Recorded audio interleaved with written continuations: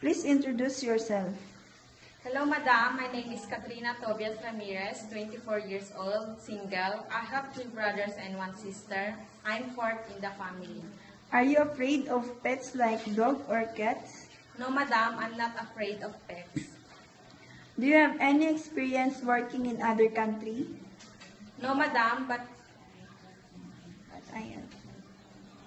I don't have any experience working in other country, but I have experience here in Philippines. I took care of 2 children, 2 years old and 5 years old in Philippines.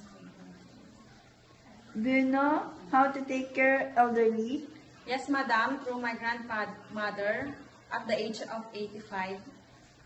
Do you know how to cook Chinese food? No, Madam, but I'm willing to learn how to cook Chinese food.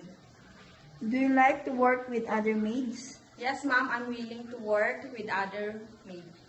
Would you mind if your holiday will fixed by the employer? Yes, Madam, it's okay to me that my employer will fix my holiday. Can you sing children's song? Yes, Madam, I can sing a song.